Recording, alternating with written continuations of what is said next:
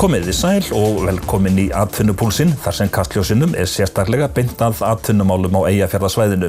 Í þessum þætti ætlum við að huga að nýsköpun og framtíð atvinnulífsins á Eyjafjarðarsvæðinu. Við kynnum okkur teikningar að nýju Sjalla-hóteli á Akureyri sem að rísa á á Sjalla-reitnum. Útlitið liggur núna fyrir í megin dráttum og við heimsækjum nýja nýsköpunarmiðstöð sem að nýverið opnaði á Akureyri og tölum við fyrsta frumkvöðulinn. En því stundum haldið fram að stofnun Háskólans á Akureyri fyrir 30 árum síðan hafi verið eitt stærsta framfaraskref sem stigið hefur verið í byggðamálum á Íslandi í langan tíma. Guðgeir, rektor Háskólans á Akureyri, hægt að leggja mat á það hversu mikilvægu hlutverki Háskólinn á Akureyri gegnir í atvinnulegu tilliti? Sem hagfræðingur segi ég, já, að sjálfsögðu hægt að leggja mat á slíkt í einhverjum skonar magntölum, bæði fjölda fagmenntara einstaklinga á landsbyggðunum og svo framvegis. En ég held að verði seint hægt að leggja mat á mikilvægi þess hversu það að opna aðgengi að háskólanámi til fólks hvar sem það býr á landinu. Hversu miklu máli það hefur bara skipt fyrir fólk sjálft til að geta valið sér sína framtíð á sínum stað. Þannig að þetta alltaf svolítið huglegt, en þegar við horfum bara á menntun kennara, menntun hjúkrunarfræðinga, menntun sjávarútvegsfræðinga, að það alveg augljóst að það hefur aukið menntunarstig landsins í heild sinni, þannig að á þessum 30 árum þá hefur Háskólinn á Akureyri skipt gríðarlega miklu máli fyrir Norðurland og fyrir landið allt saman eftir tilkomu fjarnáms. Þegar maður situr fundi með forsvarsmönnum atvinnulífsins og það verið að fjalla menntamál, þá snemma talað mikilvægi þess að á Akureyri verði sett upp einhvers konar tækninám. Það engin spurning, en það sjáum við bara það í okkar námsframboði í dag að við náum ekki yfir tækninám, tæknifræðinám, verkfræðitengninám. Við sjáum líka uppbyggingu á því sviði í næsta nágrenni Akureyri en ekki síður á landinu öllu. Og tæknifræði, tölvunarfræði hlutur sem eða nám sem bara hluti af framtíðinni. Það engin spurning, það komið að við þurfum fleiri aðila í þessum greinum. Og við höfum farið óvinnulega leiðir til þess að reyna að ná tölvunarfræðinámi og tæknifræðinámi út frá Háskólanum á Akureyri og erum í dag til dæmis í mjög góðu samstarfi við Háskólann í Reykjavík tölvunarfræðinám sem kennt hér við Háskólann á Akureyri í nýsamstarfi við HR og nemendurnir í raun og veru nemendur Háskólans í Reykjavík. Ef þú horfir nú svona úr lofti niður á Eyjafjarðarsvæðið, hvernig sérðu þú næstu ár þróast hvað atvinnulífið varðar? Við erum á svolítið merkilegum stað hvað varðar atvinnulífsþróun á Norðurlandi og Eyjafjarðarsvæðinu sem sérstaklega. Við erum að fara inn í góðæristíma og þeir eru svolítið hættulegir. Það sem að gerist að það þarf að vinna verkin. Það þarf að ganga í vertíðina. Við erum svolítið að fara í vertíðagírinn. Oft það þannig að þegar við förum í vertíðagírinn að þá gleymum við að byggja upp til framtíðar. Og það það sem ég óttast í núverandi atvinnuástandi að það sé það gott að fólk muni ekki sækja sér þá menntun sem þarf. Við munum ekki ná að byggja upp þá menntastofnanir sem við höfum hér á svæðinu til þess að geta búa okkur undir fjölbreyttara atvinnulíf. Því að í grunninn búum við enn við sama vandamál. Við þurfum fjölbreyttara atvinnulíf á Eyjafjarðarsvæðinu, Norðurlandi og utan höfuðborgarsvæðins alls til þess að geta styrkt við það byggðir sem hér Ég veit að Háskólinn á Akureyri hefur sótt að öðlast réttindi til þess að útskrifa doktora. Hvaða máli skiptir það? Það skiptir okkur öllu máli. Það skiptir okkur öllu máli vegna þess að atvinnulífið sem slíkt að þróast og breytast. Tökum bara sjávarútveginn sem dæmi. Þar þurfa menn meira á að halda dýpri fræðum til þess að ná meiri verðmætum úr þeim afla sem við löndum í dag. Við erum komin vel yfir 90% í nýtingu á aflanum en við þurfum að fara dýpra ofan í ensímin og próteinin til þess að búa til verðmætin þar. Við þurfum að geta skilið okkar samfélag betur og það þarf dýpri þekkingu þar. Heilbrigðiskerfið þarf á dýpri þekkingu að halda. Við þekkjum það öll hversu dýrt heilbrigðiskerfið orðið, hversu, við getum sagt, viðfemt og hversu þjónustustigið þarf að vera hátt. Við erum að eldast, þannig að þarna vantar rannsóknir og þarna vantar dýpri þekkingu. Og þá skiptir máli að hafa öflugan háskóla? Þá skiptir máli að hafa öflugan háskóla og það sem skiptir öllu máli að háskólinn hafi tækifæri til þessara djúpu rannsókna. og í samstarfi við sitt samfélag og í samstarfi við sitt atvinnulíf. Þannig það algjör, við getum sagt, lykilatriði fyrir þróun háskólans á næstu 20 árum, núna á 30 ára afmælinu, að við fáum heimild til þess að vera með doktorsnám og ég eftir heimsókn ráðgjafarnefndar til okkar núna í febrúar, þá ég bjartsýnn en við erum ekki búin að sjá niðurstöður ennþá. Þetta nýtt frumkvöðlasetur á Akureyri sem samstarfsverkefni Akureyrarbæjar og Nýsköpunarmiðstöðvar Íslands. Bærinn leggur til húsnæðið en Nýsköpunarmiðstöðin hefur umsjón með daglegum rekstri. Tilgangurinn að styðja við nýsköpun í atvinnulífi bæjarins. Setrinu ætlað að auðvelda frumkvöðlum að raungera hugmyndir sínar og hraða ferlinu frá því að hugmynd verður til og þar til rekstur hefst.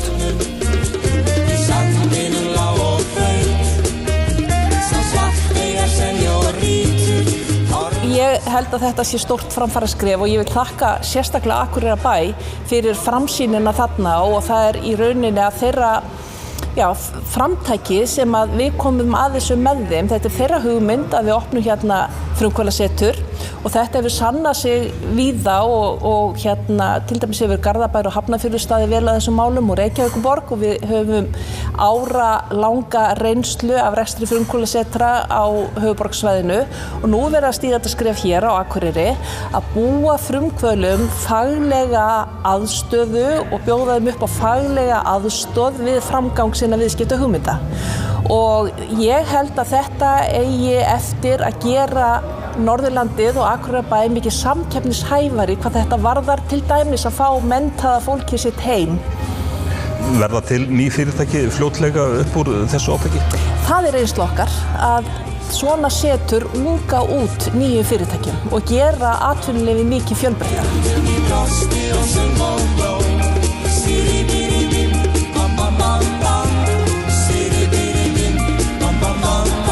Við ræðum síðar í þættinum við Sigríði gildi nýsköpunar í atvinnulífinu. Fyrsti frumkvöðullinn hefur þegar komið sér fyrir í nýsköpunarsetrinu á Akureyri. Ég bind mikla vonu við þessa starfsemi og mjög spenntur og nú vona ég bara að það komi fleiri frumkvöðlar hérna inn og það skapi svona gott umhverfi og verði öflug og góð kaffistofa. Ég held að það skipti miklu máli, þar gerast hlutirnir. Það skiptir máli að frumkvöðlar séu saman og deili með sér hugmyndum? Já, algjörlega. Það alveg lykilatriði. Það svona sérstök dýnamík sem þarf að vera og ég alveg viss að hún á eftir að vera hér. Út frá hvaða hugmyndum ert þú að vinna? Við erum að vinna við erum að einangra þörunga úr íslenskri náttúru og ætlum að framleiða og nýta meðal annars í fæðubótaefni og síðan þetta að halda áfram vöruþróun út í annan iðnað og lyf til dæmis og litarefni og annað. Hversu langt ykkar vinna komin? Það búið að Nýsköpun EHF sem starfrækt í Mývatnssveit hefur verið einangrað þörungar í íslenskri náttúru síðan 2013 og á nokkra tegundir á rannsóknarstofu og við erum með eina sérstaklega sem við erum komið með búin að prófa að rækta í svona stærri skala heldur en í tilraunarglössum og erum að fara að skala það ennþá frekar upp núna.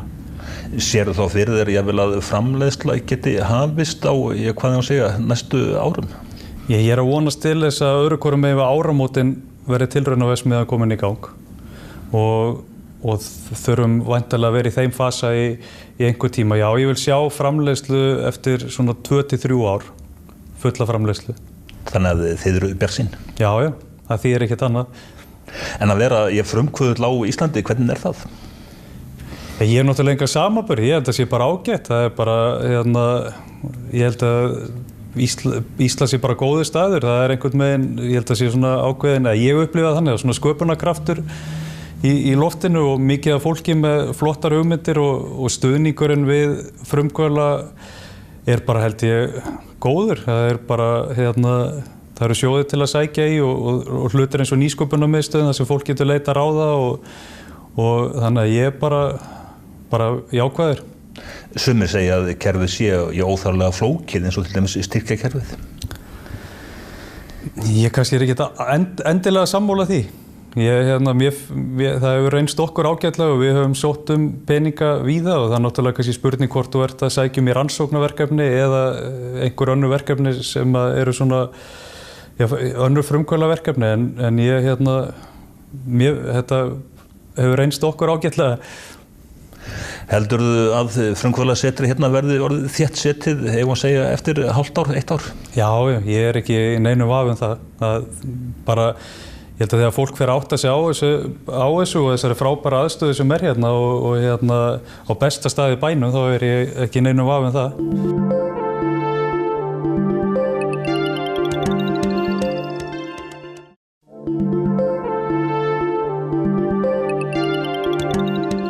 Samtök atvinnurekenda á Akureyri vinna að því að efla samvinnu meðal fyrirtækja. Árni Friðriksson, þú ert formaður samtakana. Hversu stór samtök þetta? Já, við erum með innan við 100 meðlimi. En á Akureyrarsvæðinu eru náttúrulega alla tegundir af fyrirtækjum, getum við sagt. Ég held að við séum með alla flóruna í atvinnulífinu hér. Kannski hefðum við viljað hafa meira af opinberri þjónustu. En heilbrigðisþjónusta og það sem við kallum yfirleitt atvinnulífið, það eru alla tegundir hér. Það er stundum talað útibúavæðingu? Já, það svo mikið til í því, en samt eru mörg af þeim fyrirtækjum sem eru stór, eru með sínar höfuðstöðvar hér. Þannig að þetta er ekki bara útibúavæðing, það á fyrst og fremst við held ég, verslunina og slíka. Það er stundum talað að landið allt sé eitt atvinnusvæði. Ef þú lítur á Eyjafjörðinn, hvað er það sem einkennir þá atvinnulífið? Já, við erum náttúrulega mikið í þessum frumgreinum, svokölluðu, sem sagt í sjávarútvegi og landbúnaði. Og það er kannski það sem er einkennandi. Við vorum náttúrulega mikið iðnaði hér áður fyrr. En iðnaður hefur verið á undanhaldi, sá sem að við vorum með og menn vilja gjarnan fá aftur, svona léttan iðnaði eitthvað slíkt. Hann er bara ekki til staðar í heiminu lengur, það eru allir hlutir að verða einnota. Það er, ég veit ekki, það er held ég á Akureyri bara 1 skósmiður, áður fyrir voru þeir fleiri. Og ískápar og þvottavélar og straujárn og þetta, það er ekki gert við þetta, það er bara keypt nýtt, því það borgar sig ekki að gera við þetta. Það má kannski segja að framleiðsla á þessum hlutum, eins og öðrum, hafi lækkað svo mikið vegna vélvæðingarinnar að vinnuaflið hefur, vægi þess hefur aukist mikið í þessu. Þannig að ef ég eyði 10 tíma að gera ískap, þá er betra að kaupa nýjan. Atvinnurekendur, þeir kalla mjög gjarnan eftir því að það verði tekið upp í að tækninám við Háskólann á Akureyri einhvers konar. Já, ég held að við séum ekki að fá hér meiri stóriði á Ísland. Ég held að við þurfum að nota okkur fyrst og fremst tækniþekkingu og slíkt til þess að byggja upp fleiri störf. Það eru þá líka verðmætari störf. En hvernig óskoparlega við komum því í gegn að ná til dæmis tæknifræði námi einhverju slíku hingað til háskólans, ég er ekki búin að sjá hvernig það á að gerast á forsendum háskólans. Það getur verið að það sé hægt í samvinnu við einhverja aðra. Það er tæknibylting í farvatninu, það er svo sem hefur nú verið sagt áður, en ef að þú horfir svolítið fram í tíman, hvernig sérðu fyrir þér atvinnulífið á Eyjafjarðarsvæðinu breytast? Já, ég vonast til þess að það fari meira út í þekkingariðnað. Ég vonast til þess að það verði meira í þessum örverum, til dæmis að það komi upp einhver tækifæri í örveru umhverfinu sem að hjálpi okkur að setja fleiri stoðir undir okkar atvinnulíf. Þetta er á fullu út allan heim, ef ég skil það rétt. Og ég bind mikla vonu við það og þar kemur náttúrulega háskólinn mjög að. Þannig að þú ert tiltölulega bjartsýnn, heyrist mér. Já, sjálfsögðu. Það leikur allt í lindi eins og er og vonandi verður það sér lengst, en krónan er allt og sterk. Það er stór vandamál. Við getum ekki flutt út vinnuafl, við erum að flytja vinnuafl inn. Menn er að missa vinnu erlendis fyrir það að hún er of lágt greidd vegna þess hversu krónan er sterk. Þannig að þetta kemur víða við. Árni Friðriksson, formaður samtaka atvinnurekenda á Akureyri, þakka þér fyrir. Ný Nýsköpun oft nefnd á nafn þegar framtíð atvinnulífsins rædd. Við sögðum fyrr í þættinu frá nýju frumkvöðlasetri á Akureyri. Framkvæmdastjóri Nýsköpunarmiðstöðvar Íslands segir mikilvægt að stuðla að nýsköpun í atvinnulífinu.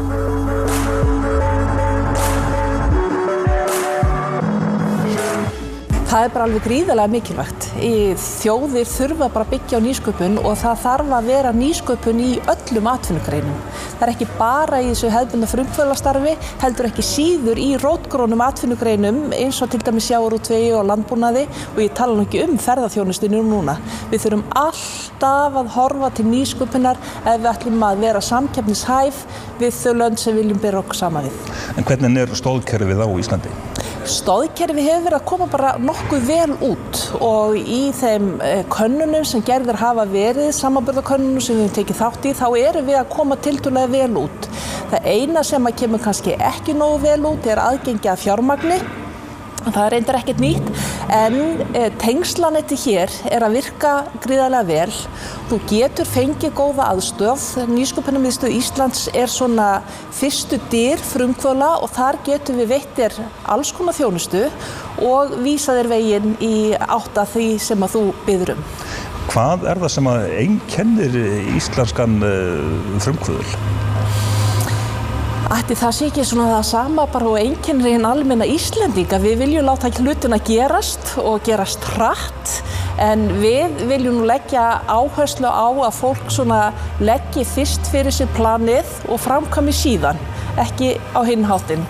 Og eins og ég hef oft sagt, þá mun ódýrara að gera mistökin í Excel heldur þegar komið út í raunverulega atvinnulíf.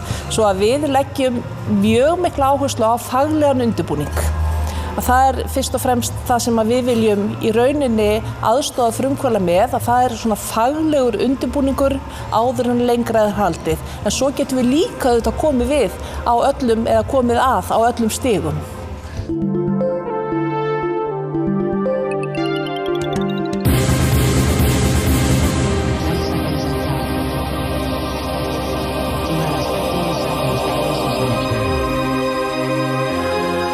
Þetta Sjallinn á Akureyri sem flestir landsmenn kannast við.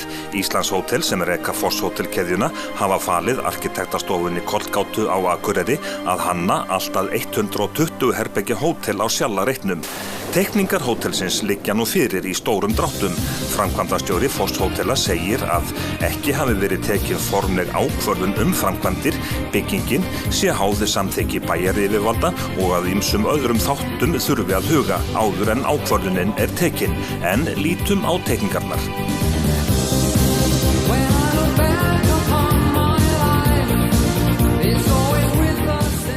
Ingólfur, þetta eru 4 hæðir og svo eindregin hæð. Já, það rétt. Þetta eru aðkomuhæð og 3 hæðir með herbergjum og svo 4. hæðin eindregin þar sem eru aðeins stærri svítur og spa á eindregnu hæðinni.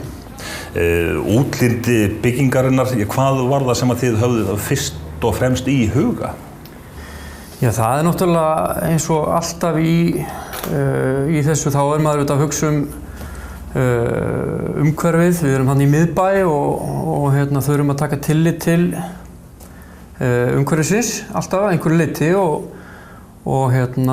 svo eru auðvitað oft á tíðum kvaðir í skipulagi sem maður þarf að fylgja. Og svona þegar að því náð þá auðvitað þurfum við að huga að þörfum eigandans og þar auðvitað ýmislegt sem að kemur fram og kemur upp og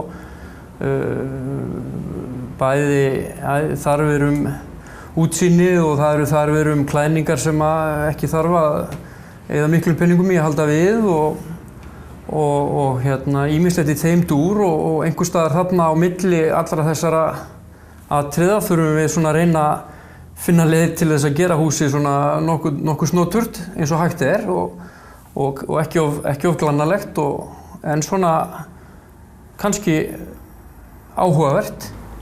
Verður Sjallinn þá rifinn? Já, Sjallinn gamli verður því miður rifinn og hann auðvitað svona, og það hús svona barn síns tíma og hefur auðvitað þjónað því hlutverki mjög vel sem það hefur verið í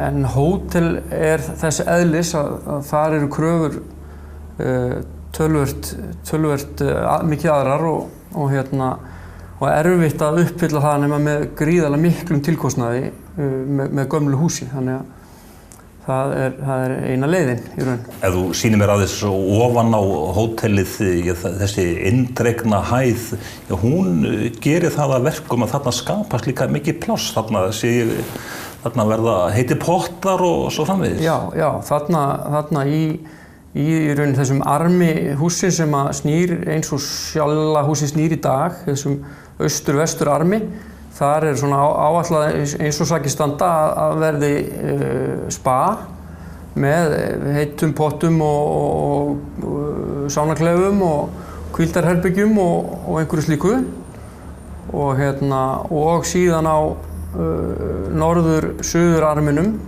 þar verði þá svítur og herbyggi sem að hafa þá svona þann lúxus að vera með svalir, einkasvalir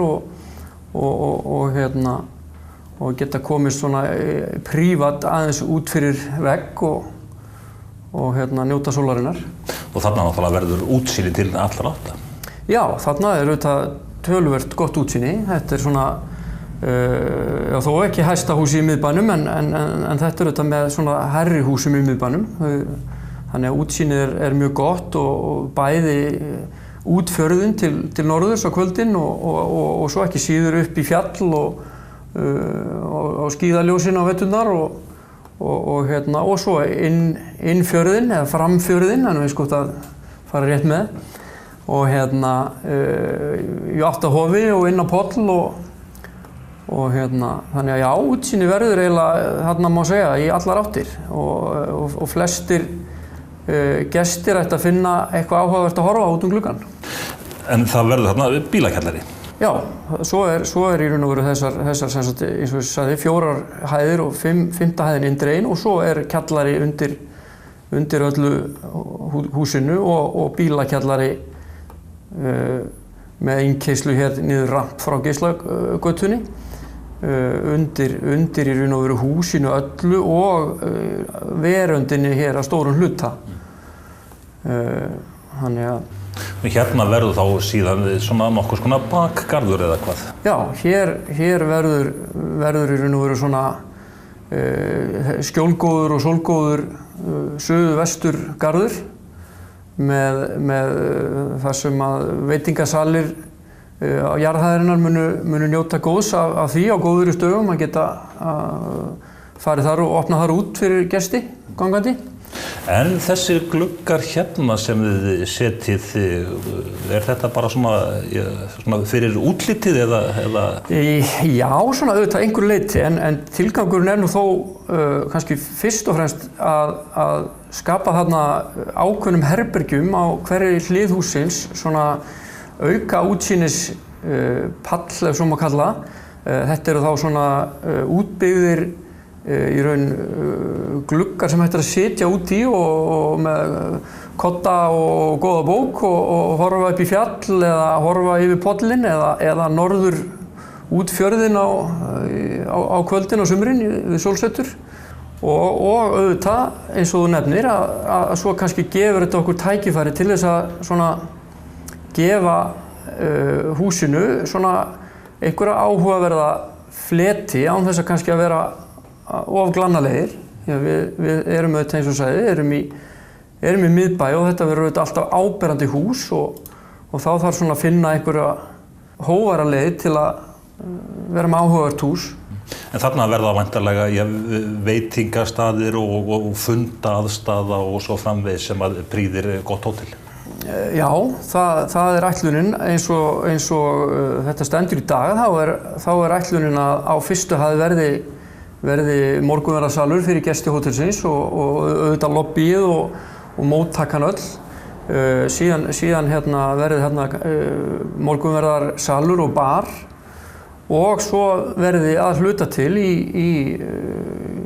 raun og veru vestur hluta fyrstu hæðarinnar verði rými til útleigu fyrir einhvern rekstur sem hentar vel í svona návígi við hótel. Að hanna eitt svona hótel, það nú töluvert öðruvísi heldur en að hanna eitt stykki raðhús. Já, það töluvert flóknara og það auðvitað, það má auðvitað segja kannski að hótel sé að einhverju leyti svona snúist kannski svona í grunninum lógistík að koma fólki inn og út þægilega og á sama tíma aðföngum og starfsfólki inn og út úr húsinu og þetta þarf allt að harmonera saman án þess að kannski að starfsfólk og gestir blandist of mikið og þannig að já, það getur verið ansi snúið að koma þessu öllu heim og saman en við erum með verkkaupa sem afskaplega auðvitað vanur hótelbyggingum og þeir hafa mikla reynslu hjá Foss-hótelum og það hefur verið mikil ánægja að vinna með þeim að þessu og hefur gengið vel að púsla þessu öllu saman.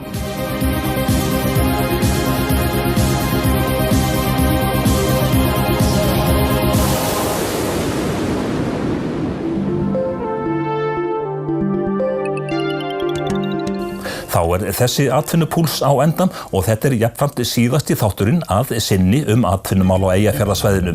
Ný svæði bíða okkar.